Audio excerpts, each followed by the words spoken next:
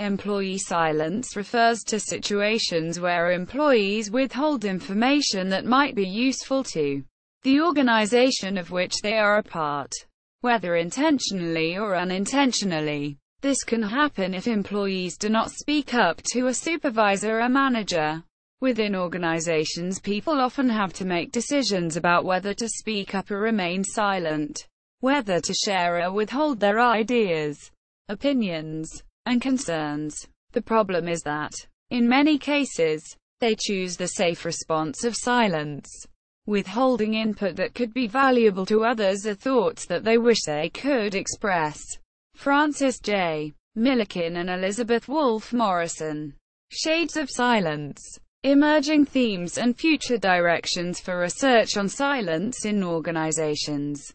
This means the situation is not going to change for the better anytime soon. Employee silence does not only occur between management and employees. It also occurs during conflict among employees, and as a result of organizational decisions. This silence keeps managers from receiving information that may help to improve the organization. Incidents. Employee silence. The antithesis of employee voice refers to situations where employees suppress information that might be useful to the organization of which they are a part. One way this can happen is if employees do not speak up to a supervisor or manager. Vindine al. 2003. Define silence as an employee's motivation to withhold or express ideas, information and opinions about work-related improvements. This silence can be intentional or unintentional. Information can be consciously held back by employees, or it can be an unintentional failure to communicate or merely a matter of having nothing to say. Tangurala and Ramanajam. 2008. In an organization. This is interesting because it appears that silence is a communicative choice that employees may decide to adopt. Indeed, when there is a problem in the workplace, employees have two options: remain silent or speak up. Unfortunately, many employees choose to remain silent because they do not want to share information that could be interpreted as negative or threatening. Employees typically remain silent about conflicts with co-workers, disagreements about organizational decisions, potential weaknesses in work processes, illegal or dangerous behaviors, and individual, personal grievances. Their silence keeps management from receiving critical information that would allow their organizations to improve or address problems before they have adverse effects. The question of why employees choose to communicate or not in an organizational setting is an interesting one. As Milliken al. 2003 state, there is evidence from a variety of sources that employees often do not feel comfortable speaking to their bosses about organizational problems or issues that concern them. Quote, employees might be afraid of the outcome of speaking up. They might feel like nothing will change. They might simply feel intimidated with the subject matter that they wish to express. Or they might feel intimidated by whom they would have to talk to. Also, if their co-workers aren't speaking up, they might be inclined to close their mouths as well. Termed collective silence. They might not want to break away from the crowd and present an opinion that differs from the majority. Or, employees might not feel like they possess enough power to speak up and voice their opinions. This notion is of particular significance when the organization is structured and set up as a hierarchy or bureaucracy. Employee silence can occur in any organization, most often in organizations where communication is suffering. Employee silence causes the most damage when employees and supervisors do not meet on a regular basis. In a virtual workplace, this is also true. In a virtual workplace, the only in-person communication is in small discussion groups. This kind of organization is very susceptible to employee silence because there is almost no person-to-person communication, and it is very easy to ignore or misinterpret things like email. Employee silence is a problem for more than just virtual organizations. Within the past few years, employee silence has been happening more often in non-virtual organizations. Organizations where considerable risk is involved, such as airports and hospitals, should be especially mindful of employee silence. This is because mistakes caused by employee silence in these organizations can lead to the loss of life or serious damage costs to the organization. Causes. There are many different reasons for the start of employee silence in an organization. According to the Handbook of Organizational Justice, a culture of injustice in organizations, be it distributive, procedural, or interactional, what we would call interpersonal, could lead to employee silence. Quote, in other words, if the organizational norm is an unjust environment, such as one that is characterized by intense supervisory control, suppression of conflict, ambiguous reporting structures, and poorly conducted performance reviews, employees will choose not to exercise voice and will therefore not receive the benefits available to those that do express opinions and ideas. Quote, one obvious cause of employee silence is constant negative feedback from supervisors. When an employee gives a supervisor a suggestion and is shot down, employee silence is developed in an organization. Over time, employees start to feel that every time they make a suggestion, it will not be taken into consideration or will be rejected. A result of this is called a dissenting voice, which contributes to employee silence. The dissenting voice is that of the supervisor shooting someone down. Supervisors, leaders, and managers alike can avoid the occurrence of a dissenting voice among employees by monitoring their management style. Cooperative styles such as integrating, obliging, and compromising are more effective than avoiding and dominating styles, which could cause silence among employees. Colquitt and Greenberg 312.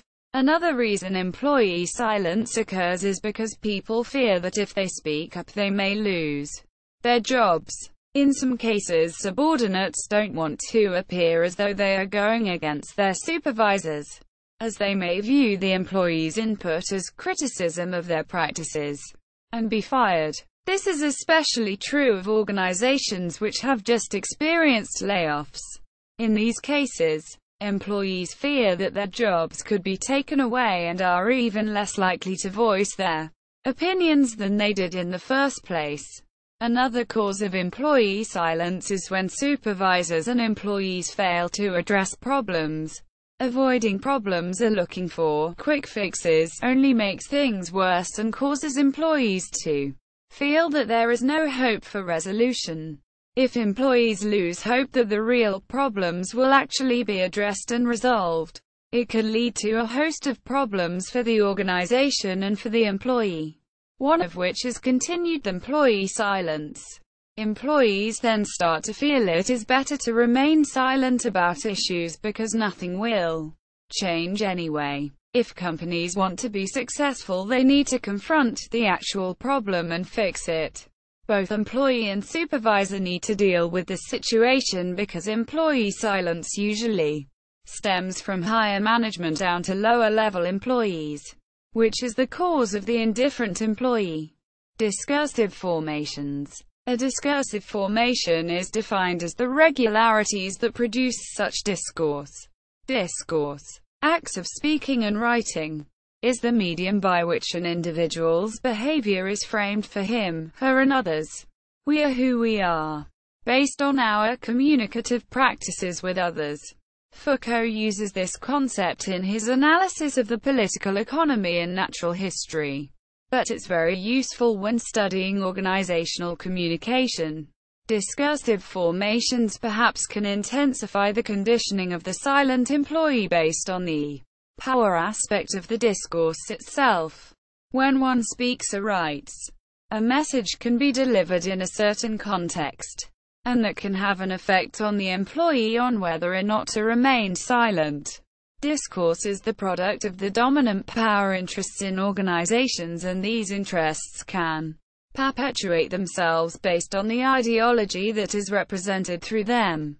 Employees can feel less powerful as a result of hearing dominant opinions and perceptions. These practices can encourage silence naturally. Many factors contribute to the notion of employee silence, especially when it comes to how one is placed or ranked in an organizational structure. There are distinct organizational groupings or divisions, such as masculine or feminine, subordinate or dominant, manager or employee, that can influence silence. The way superiors communicate with subordinates determines the climate and the culture of the organization. Employees begin to identify themselves throughout the culture they work in by the ways in which they participate in work rituals, through the relationships they form with co-workers and managers, and through the language, discourse they use. Communication is thus at the forefront of how employees perceive themselves in relation to the organization and in regards to their relationships with other people. Research by Milliken al. 2003 suggests that employee silence is related to social capital, valuable resources such as trust and goodwill that are embedded within a social structure.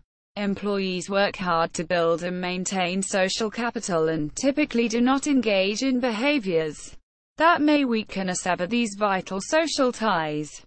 They do not want to risk looking bad. This will reflect on their identity, their role, and their overall connection to the organization. This is pertinent as it relates to employee identity and power. Since employees perceive themselves in relations to others, they do not want to ruin the public image because that image alone protects their social capital. Additional causes. In organizations, there is evidence that employees are especially uncomfortable conveying information about potential problems or issues to those above them. Milliken al.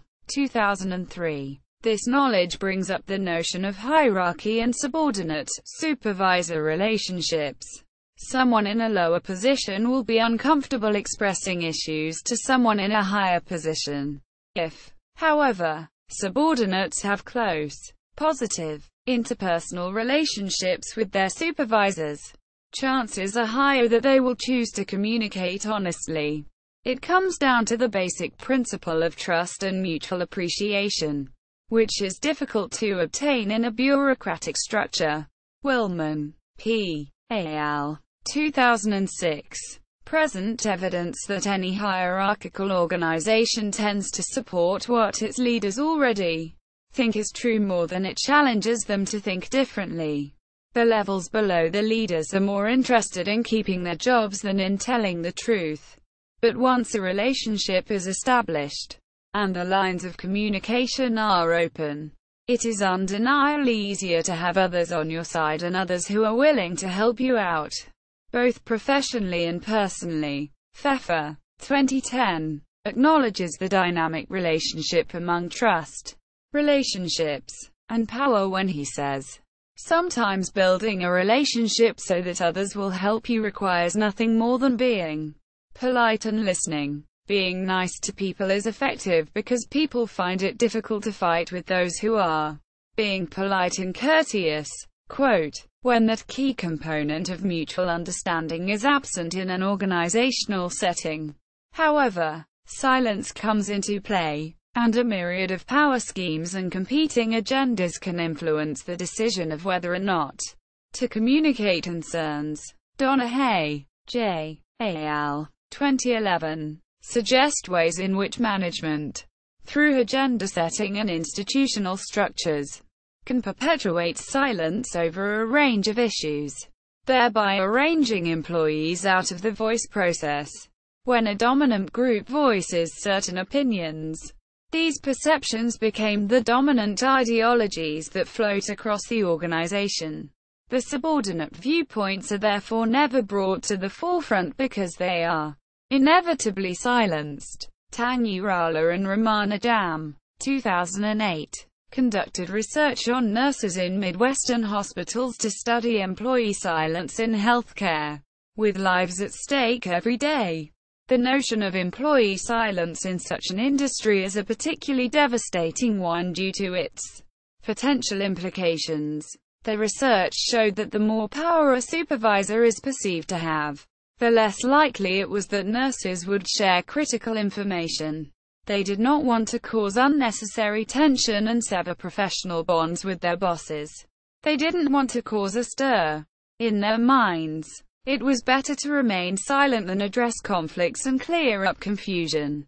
The research also found that nurses were less silent when they identified with their work group, felt proud of and attached to their jobs, and perceived a high level of fairness in the workplace. These startling revelations relate to Pfeffer's key point of acting like one has it. Confidence and power. Perception is everything and perception is reality. He states, "We choose how we will act and talk, and those decisions are consequential for acquiring and holding on to power." 2010. It is clear when employees feel they don't have a stake, a personal investment, in an organization, they will choose to remain silent. So how can organizations reduce employee silence and increase employee commitment? According to Ewing, 1977, managers need to create a safe place for employees to voice their concerns. They should create a comfortable, open space or environment where employees do not feel intimidated or threatened by either internal or external circumstances. Tangurala and Ramanajam, 2008, suggest that organizational pride should be enhanced in the minds and souls of workers. Employees need to feel a high amount of satisfaction in order to positively identify with their organization. Managers can also increase employee pride in their professions by giving constructive feedback after projects are completed and by engaging in constant training to continually enhance performance. Employees need to feel like their contributions matter, and that their work is significant and meaningful. When this occurs, employees will feel like they truly do matter in an organization. They will become active players and voice their concerns freely and without fear. They will more positively identify with their organizations, thus bringing the whole idea of employee identity, communication and job satisfaction full circle. Effects. Organizational effects. Employee silence is extremely detrimental to organizations, often causing an escalating level of dissatisfaction among employees, which manifests itself in absenteeism and turnover and perhaps other undesired behaviors. Communication is the key to an organization's success. If employee silence does occur, communication suffers, and as a result harms the overall functioning of the organization. In his article, Get Talking, author Chris Pentila says, employee silence is killing innovation and perpetuating poorly planned projects that lead to defective products, low morale and a damaged bottom line. This indicates how much an organization can suffer just because of a lack of proper communication. In an article titled, Recreating the Indifferent Employee, Carla Joinson talks about negative effects of employee silence, such as monetary losses to the organization. Over time, silence within organizations causes some employees to be extremely indifferent. Indifferent employees are those who are indifferent to their jobs, employers and quality of work. They cause the organization to lose money and function poorly. Unfortunately, when major monetary losses are detected in organizations, managers tend to react by trying to recover the loss, overlooking the fact that employees have become indifferent as a result of unaddressed employee silence. More often than not, employees who are not doing their share of the work are also not speaking up about the problems they see, leading to a perpetual cycle of employee silence. Joinson 1048. Effects on employees. Indifferent employees, often products of ignored employee silence. tend to feel like cogs at machinery factories, developing the attitude to get along, go along. They sometimes develop depression and other health problems. Sometimes these employees use pills and alcohol as a cure for the problems they are experiencing at work, which actually make their problems worse. In the book On the Table by Jim Clemmer, Pete, the main character, develops these types of health problems. Another example of such effects on employees is articulated by researcher Subramanian Tangurala, who says that employee silence affects the personal well-being of employees, increases stress, and causes them to feel guilty, where they often experience psychological problems and have trouble seeing the possibility of change. Quote, "Most people assume that employee silence only hurts the organization. But realistically it hurts both the organization and the employees." Moose on the Table. Moose on the Table by author Jim Clemmer is a useful tool in studying what can actually happen when employee silence is a problem in the workplace. Clemmer uses a metaphor to explain the effects of employee silence and poor communication in organizations. He formulates the metaphor using a character named Pete, who begins to see imaginary moose in his place of work that represent all the problems that aren't being addressed and have gotten larger over time. The book portrays what can happen to employees and organizations when this problem is ignored. Clemmer suggests that organizations who suffer from employee silence should take an interactive approach. First, it is important to recognize that there is in fact a problem with employee silence. Managers and employees must then work together to identify what issues are being talked about. In doing so, managers might conduct interviews with employees and disperse surveys. Employees often have ideas, information, and opinions for constructive ways to improve work in organizations. As such, employees want to know that their opinions are important and are not only being taken into consideration, but are being acted upon as well. Procedural justice. Procedural justice refers to how people go about planning decisions and implementing them. Specifically, this term can be applied to managers within organizations who must make decisions that will affect their subordinates. Employees within these organizations who feel that these procedures were executed fairly reflect that it is a high procedural fairness climate. Procedural justice, fairness climates. According to researcher Subra Tangurala, an expert on the topic of employee silence, procedural justice climate is related to employee silence. Exists when a majority of employees in a workgroup feel that their managers make decisions that include employee input, that are ethical, that are consistent over time and based on accurate information, suppress any bias, and provide favorable contexts for employees to speak up. Quote, "Based on such criteria, procedural fairness climates make for the most favorable and healthy work environment for organizations and employees, in that they reduce the likelihood of employee silence." Research on this area suggests that silence may be a rational response to some forms of unfairness when in a low-power position.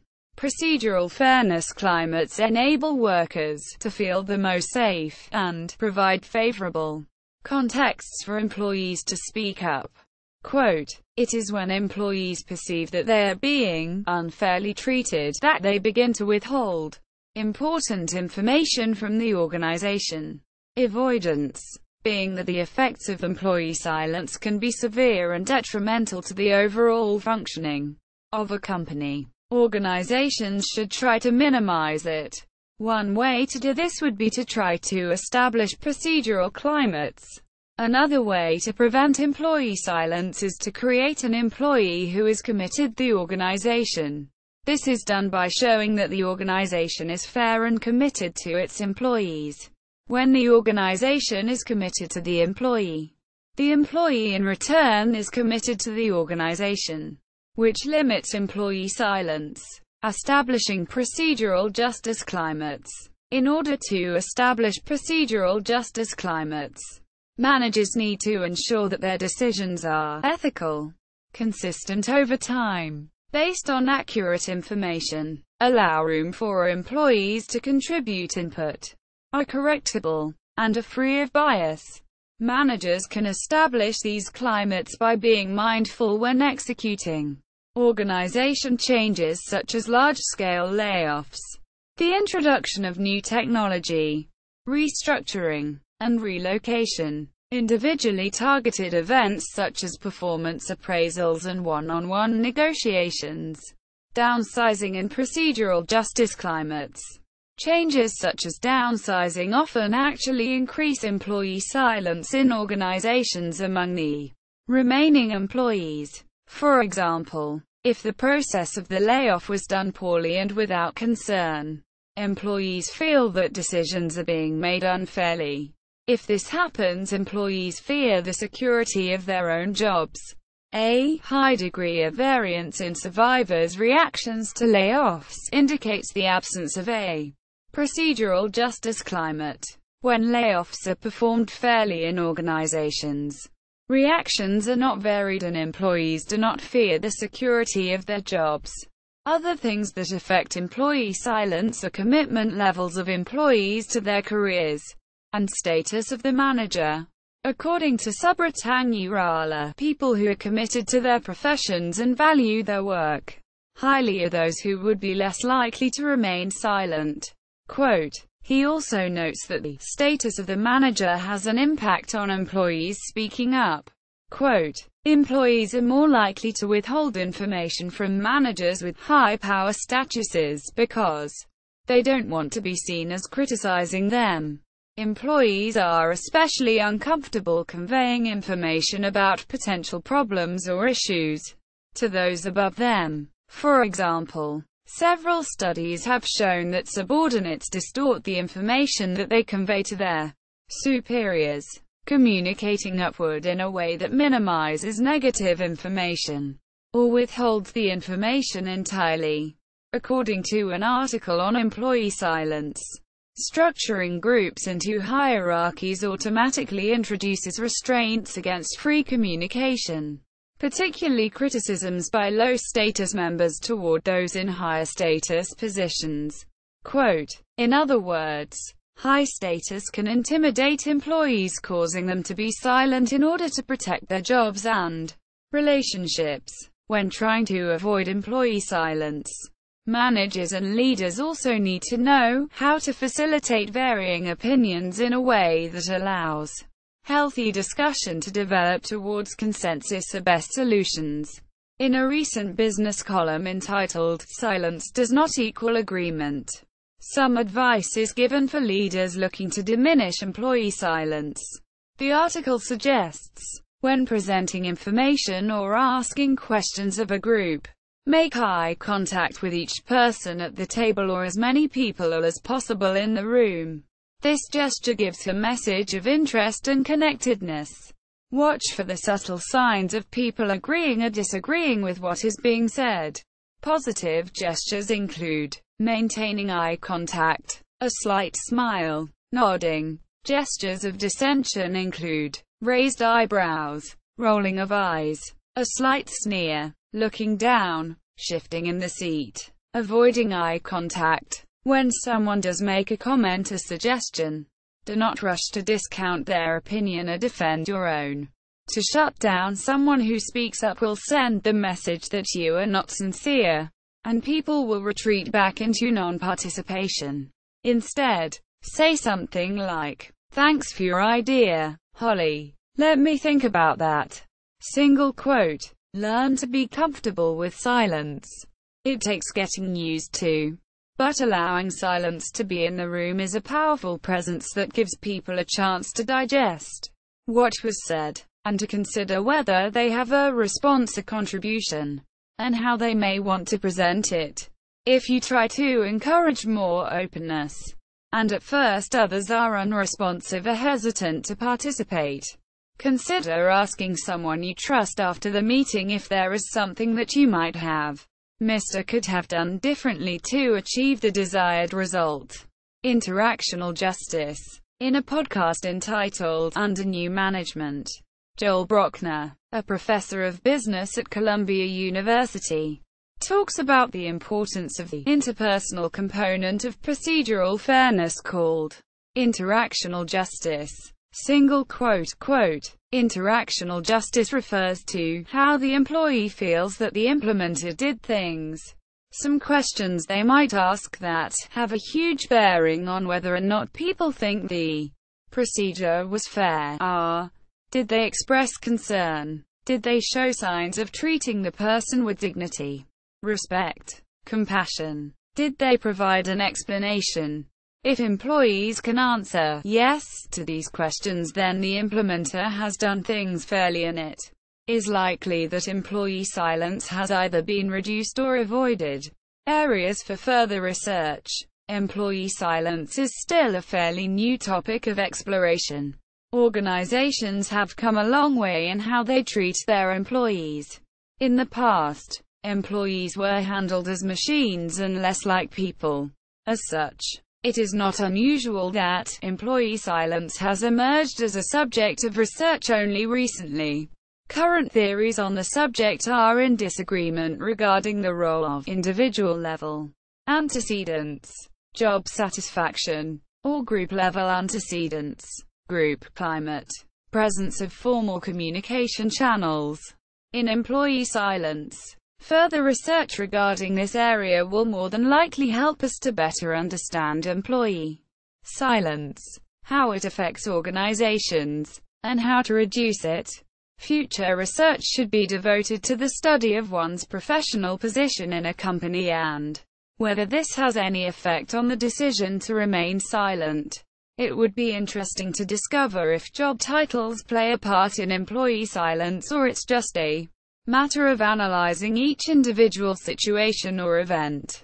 Another area of potential future research should delve into the notion of silence as the absence of speech, a non-behavior. Essentially, the absence of such a behavior is difficult to study than more overt and obvious behavior.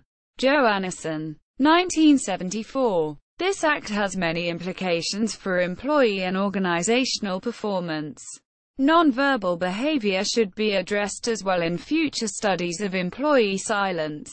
It might be beneficial to research the effect of body language and the importance of gestures to interpret employees' motives. Perhaps these cues symbolize much more and possess meaning for studying silence in organizations. A more critical approach. In an article published in Work, Employment and Society in March 2011, Jimmy Donaghy, University of Warwick; Niall Cullinane, Queen's University Belfast; Tony Dundon, Nui Galway; and Adrian Wilkinson, Griffith University, survey the existing literature on employee silence and argue that the approach taken to date neglects an analysis of the role of management in constructing silence.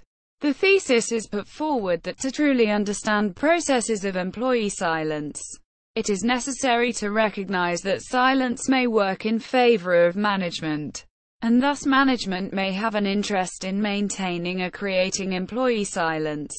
See also passive-aggressive behavior, workplace deviance.